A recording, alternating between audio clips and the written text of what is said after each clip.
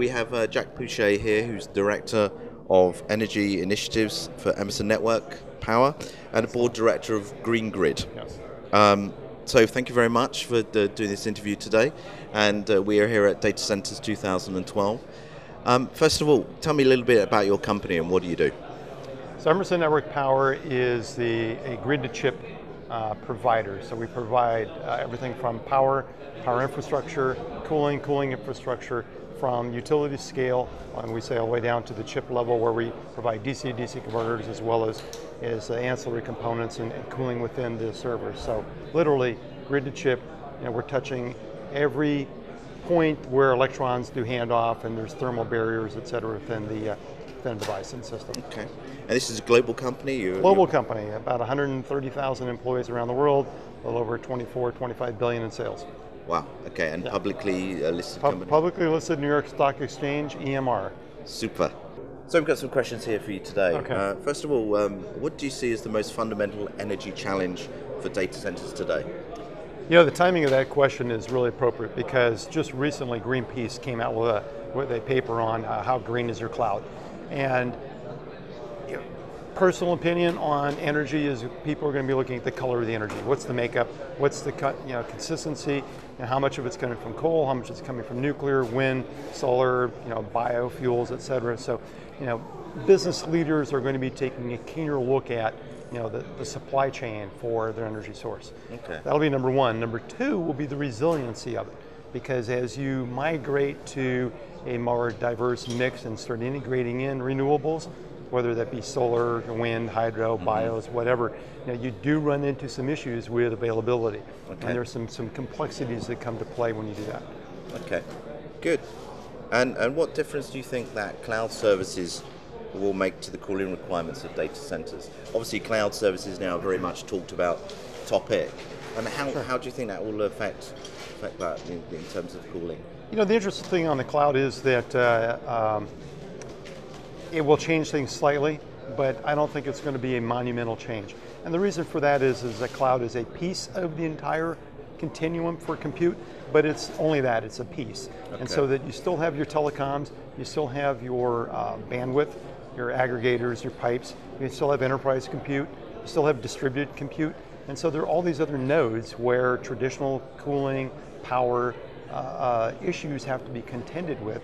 And cloud, as you scale it out, and we have a term we call hyperscale. And when you get to hyperscale systems, you get hyperscale problems. And so there's going to be a whole new level of complexity and issues that we have to contend with as an industry. And do you see that happening now, or is the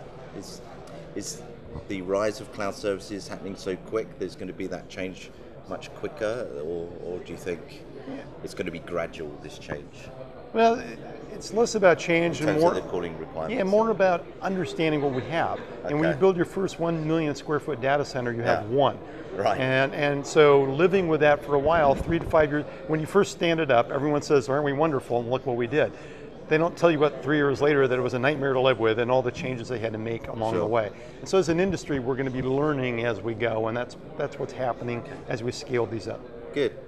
And do you see new energy sources like wind, solar, geothermal, etc., becoming mainstream in the future?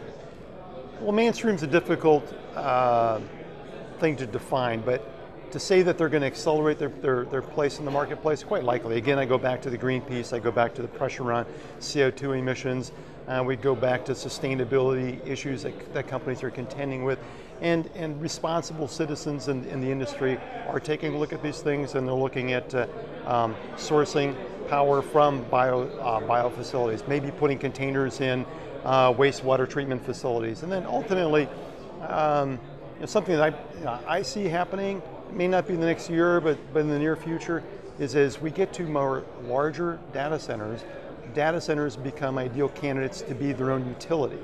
And when you stand a utility up, whether it's a bio facility or a combined heating, cooling, and power plant, you can now do some very innovative things that change the dynamics of a data center. And you're here today and for the next day, and what do you like about coming to these events? Well, that's a good one. We don't want to talk about getting away from home for a while. But the opportunity to mix and mingle with peers, and to me it's always exciting because I am based in the United States and Okay. in California, and being able to come over to Europe, you get a different perspective, you get a different flavor for some of the dynamics that are going on. Certainly the environment, when I say the environment, I'm talking about the environmental qualities of where data centers can be situated, Okay. whether it's Dublin or Finland or Sweden or even here on the continent itself. It's rather different than Arizona.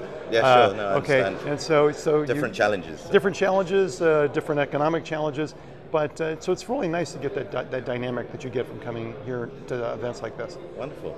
Thank you very much. Well, thank you. It's been great to speak to you. Yeah, appreciate the And, opportunity. enjoy the next couple of days. Thank you very much. Thank you.